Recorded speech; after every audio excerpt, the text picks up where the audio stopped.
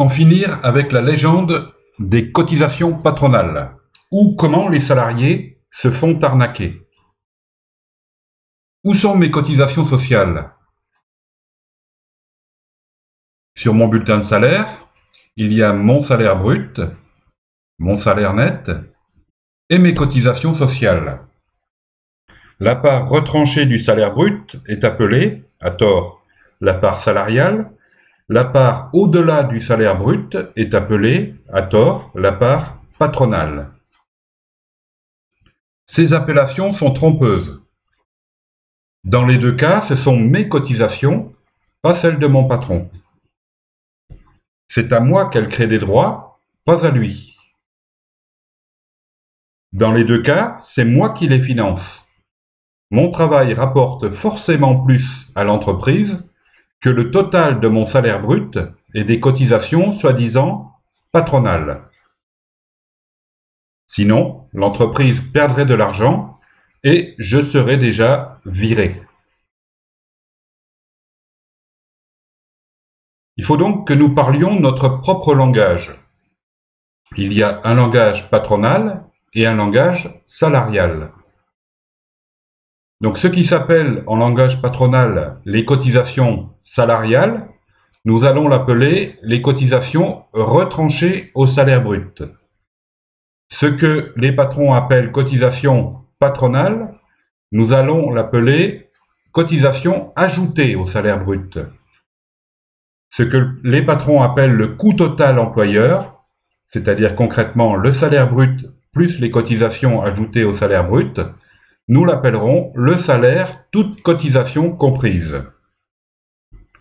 Voici un schéma, avec salaire net en bas, salaire brut ici, les cotisations ajoutées au brut et le salaire, toute cotisation comprise. L'ensemble des cotisations, c'est ce qu'on appelle le salaire socialisé.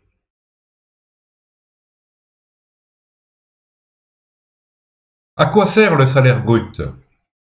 On voit qu'il ne correspond ni à la totalité de ce que paye l'employeur, ni à ce que le salarié reçoit sur son compte en banque.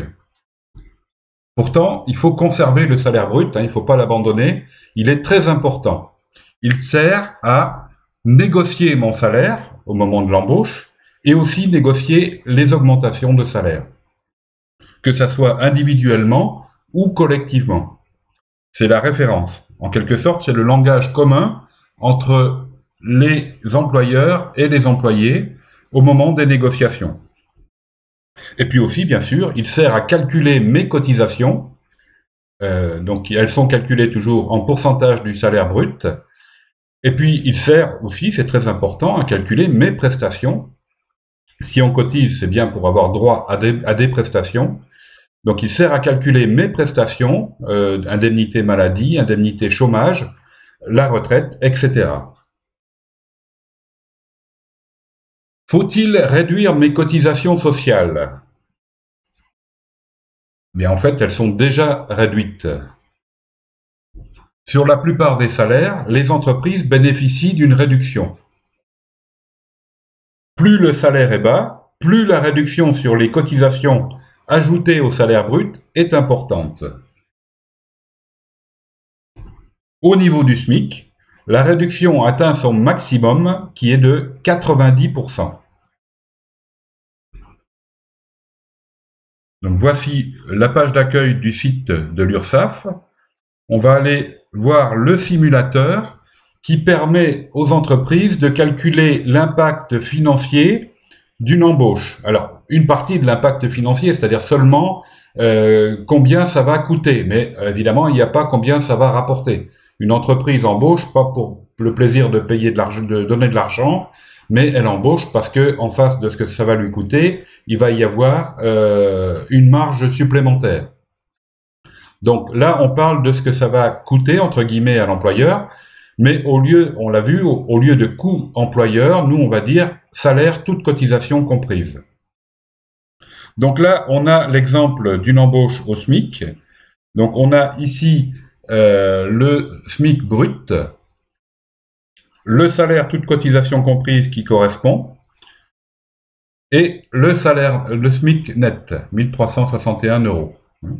Donc on voit tout de suite qu'il n'y a pas énormément d'écart entre le salaire brut et le salaire toute cotisation comprise, tout simplement parce que les cotisations sont réduites. Au lieu d'avoir 40% de cotisation, on verra à la page suivante qu'il y a seulement 4%.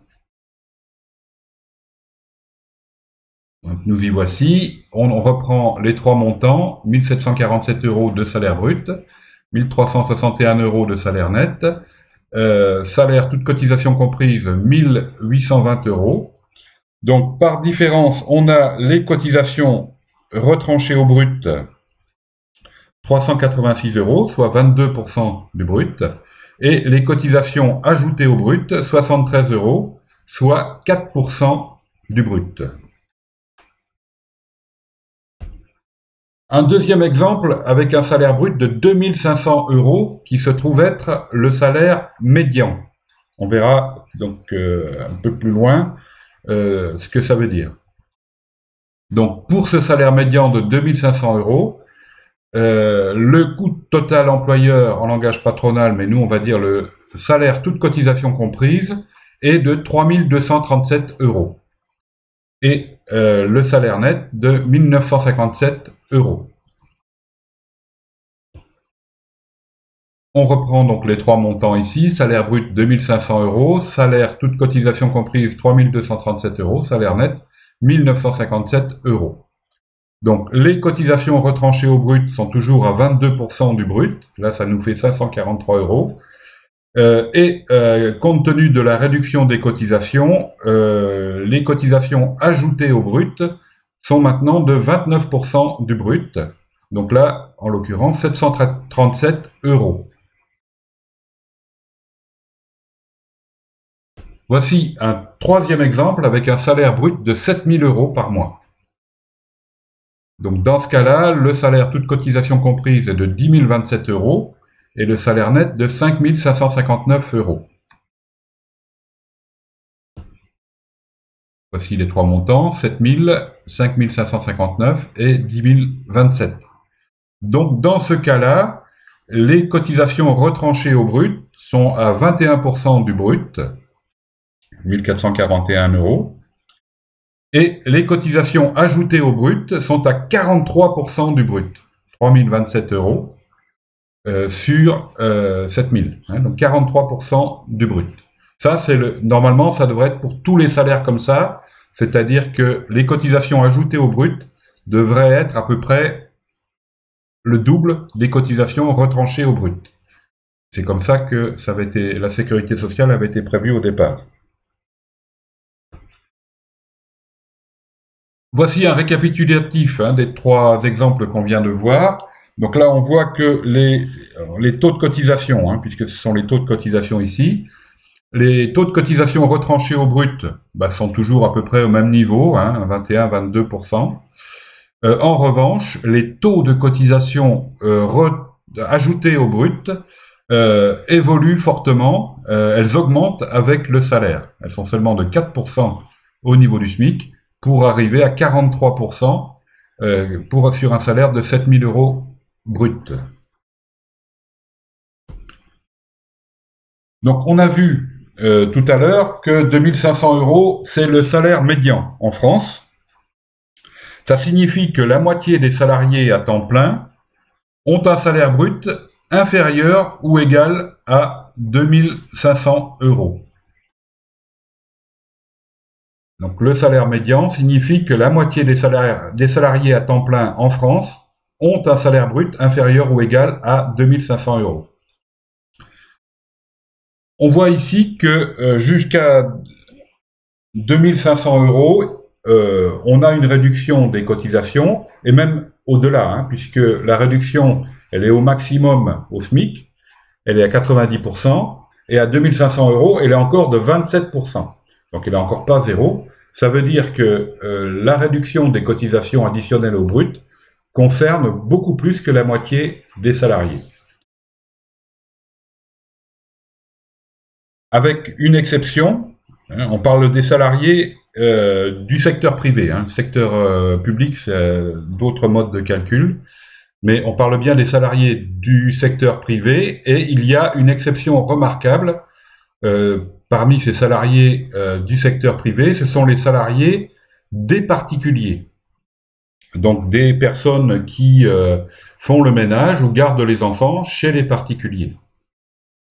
Donc si on prend l'exemple d'un salarié au SMIC, s'il travaille pour une entreprise, on l'a vu, le taux effectif de cotisation ajoutée au brut est de 4%. En revanche, s'il travaille pour un particulier de moins de 70 ans et qui n'est pas invalide, le taux de cotisation ajoutée au brut sera de 29%. Donc c'est pour la raison pour laquelle, sur le site de l'URSSAF, il y a un simulateur spécial pour les embauches de salariés des particuliers. Alors, quelles sont les conséquences de ces réductions de cotisations ajoutées au brut? Déjà, on va se demander pourquoi elles ont été mises en place. Eh bien, officiellement, c'est pour inciter les entreprises à embaucher. Mais en réalité, c'est pour baisser, pour diminuer les salaires, toutes cotisations comprises. Depuis 30 ans, la plupart des gouvernements ont appliqué, ouvertement ou non, certains l'affirmaient, d'autres ne le disaient pas, mais ont pratiquement tous appliqué une politique de baisse du coût du travail, entre guillemets. Donc en réalité, une politique de baisse des salaires, toutes cotisations comprises. Et ça a marché. Entre 2012 et 2021, par exemple, le SMIC, toutes cotisations comprises, a régressé de 10% hors inflation. On peut en trouver la preuve sur le site de la Sécurité sociale. On peut y trouver le rapport d'évaluation des politiques de sécurité sociale 2022, financement. Donc ici, on voit que les mesures donc évoquées plus haut se sont traduites par une baisse du coût réel du travail au niveau du SMIC de moins 1,1% par an en moyenne sur la période 2012-2021. Donc on parle bien de moins 1,1% par an en moyenne sur une période de 9 ans. Et puis, donc en face, là, on voit que ces réductions ne concernent pas seulement le SMIC, mais vont bien au-delà, puisque en ce qui concerne le taux de cotisation d'allocation familiale, on parle d'aller jusqu'à 3,5 fois le SMIC. Je parle ici d'alléger le coût du travail, c'est-à-dire en réalité de réduire les salaires, toutes cotisations comprises. Et puis ici, on voit que le CICE a été remplacé en 2018 par une baisse de la cotisation maladie jusqu'à 2,5 fois le SMIC.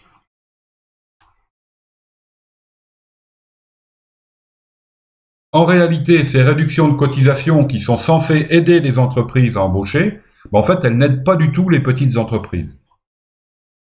Pourquoi? Parce que les petites entreprises travaillent souvent pour les grosses. C'est ce qu'on appelle entre autres la sous-traitance. La concurrence les oblige à écraser leurs marges.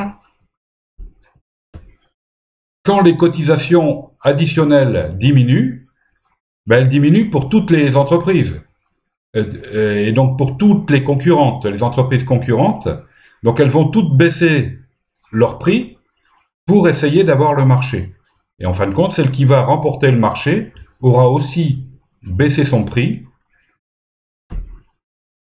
Et le résultat, c'est que seule la grosse entreprise profite de la réduction des cotisations. Elle en profite même 2 fois, elle en profite pour elle-même, sur ses propres salariés, mais aussi sur les salariés de ses sous-traitants.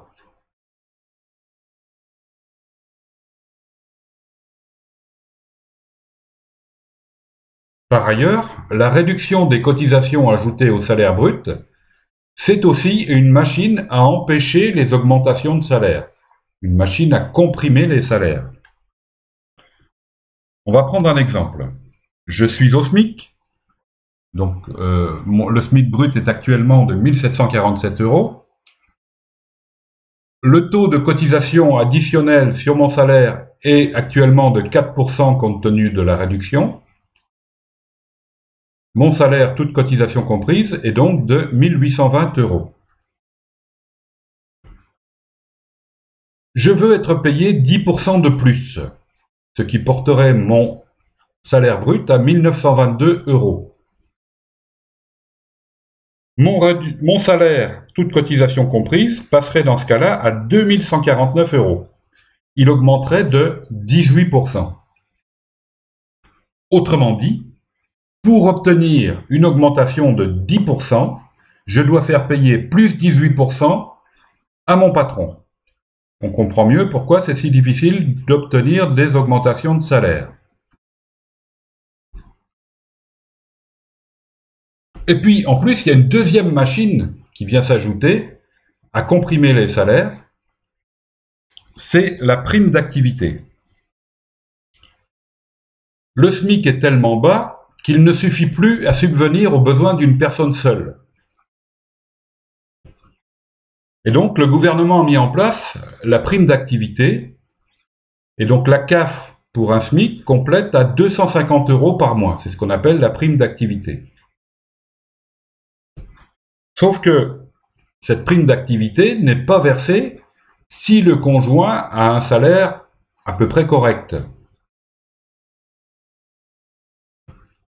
Mais si la prime d'activité n'existait pas, on peut le dire comme ça, le SMIC net devrait augmenter de 250 € par mois.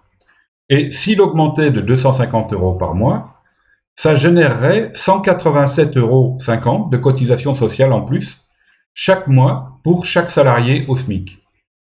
Cette prime d'activité, elle est souvent prise comme prétexte pour éviter les augmentations de salaire. On en a eu l'exemple, par exemple, lors du conflit de Verbaudet, au printemps, enfin au courant du printemps. Le directeur des ressources humaines a dit carrément aux ouvrières, mais si j'augmente votre salaire, vous toucherez moins auprès de la CAF. Il parlait de la prime d'activité. Sauf que, en fait, celles qui étaient seules éventuellement ou qui n'avaient pas d'autres ressources que leur salaire, qui n'avaient pas, par exemple, un conjoint avec un autre salaire, ceux-là étaient concernés. Alors, troisième partie, qui paye à la place des entreprises. Jusqu'à présent, on a parlé de réduction des cotisations. Si les cotisations sont réduites, est-ce que c'est une perte sèche pour la protection sociale ou est-ce qu'il y a compensation? Donc là, on parle de 90 milliards au total de cotisations qui ne sont plus payées par les entreprises à la protection sociale. On va voir comment se répartit la compensation. D'abord, il y en a une partie qui n'est pas compensée. On va commencer par celle-là. Donc 10 milliards ne sont pas compensés. C'est 10 milliards qui manquent à la sécurité sociale, qui manquent aux hôpitaux publics. Les hôpitaux publics appartiennent à la Sécu. Qui manquent aux caisses de retraite. Et puis, parmi les sommes qui sont compensées, donc il reste 80 milliards, il y a 20 milliards qui sont compensés par les retraités par l'intermédiaire de la CSG. La CSG, c'est une taxe qui était mise en place pour faire payer les retraités, pour leur faire financer la protection sociale. Avant 91, ça n'existait pas, mais depuis 30 ans, ça existe, et puis les taux de CSG ont augmenté progressivement, et aujourd'hui, les retraités payent 20 milliards par an de CSG, et ça vient en partie compenser les 90 milliards que les entreprises ne payent plus. Et puis la plus grosse partie, le plus gros morceau, ce sont ces 60 milliards qui sont compensés par un tiers de la TVA collectée. Donc la TVA, bien sûr, c'est payé par les consommateurs, Et normalement, la totalité de la TVA, puisque la TVA est un impôt indirect, ça devrait être versé dans le budget de l'État pour financer les services publics. Mais là, il y a un tiers de la TVA collectée, soit 60 milliards sur les 180 milliards de TVA au total, qui sont versés dans les caisses de protection sociale au lieu de financer les services publics. Donc justement, elle est là l'arnaque. 90% de la population active est salariée. Ça veut dire que les consommateurs sont donc très majoritairement des salariés, soit en activité, soit retraités. En détournant l'argent de la TVA vers la compensation des réductions de cotisations, le gouvernement, au service du grand patronat, réussit à nous faire compenser sur nos salaires nets la réduction massive des cotisations additionnelles à nos salaires bruts. Pourquoi sur nos salaires nets? Eh bien parce que la TVA, nous la payons sur nos achats, et nos achats, nous les payons sur nos salaires nets, bien sûr. Et en prime, le gouvernement étrangle les services publics, ce qui lui permet au passage de favoriser les services privés. Par exemple, quand on veut une carte grise maintenant, au lieu d'aller à la préfecture pour l'avoir, il faut, en plus du prix de la carte grise, payer souvent un service privé, c'est-à-dire le garagiste, ou une officine créée pour ça, pour faire la démarche en plus du prix de la carte grise.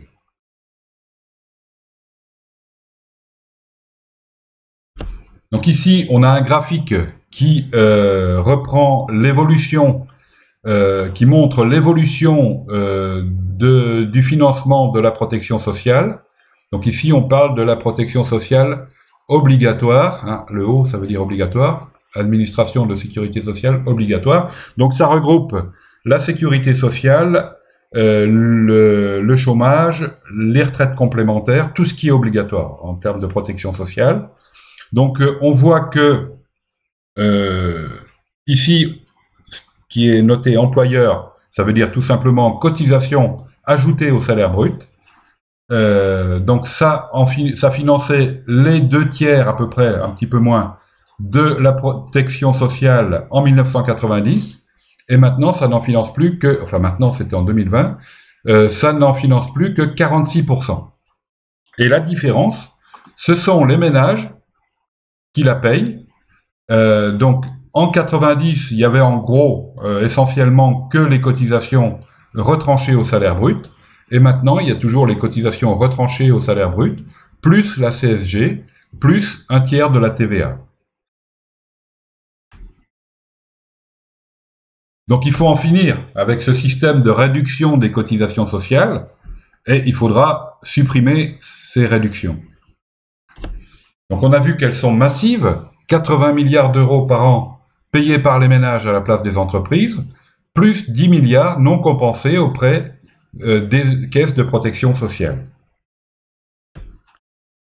Donc 90 milliards, c'est difficile d'imaginer leur suppression totale dans l'immédiat. Il faut donc réduire ces réductions sur plusieurs années avant de les supprimer définitivement. Et ça devrait être notre priorité absolue. Comment peut-on supporter une baisse de nos salaires, toutes cotisations comprises? Ne nous laissons plus diviser par d'autres sujets, d'autres débats. Par exemple, pour ou contre les centrales nucléaires, même si c'est un débat très important. Pour ou contre les barbecues, là, c'est beaucoup moins important. Et puis tous les débats récurrents contre les agriculteurs, contre les chasseurs, contre la police, etc. Donc tous ces débats-là, on a l'impression qu'ils sont là un petit peu pour nous diviser et pour qu'on évite de se poser la question ce qui se passe sur nos bulletins de salaire.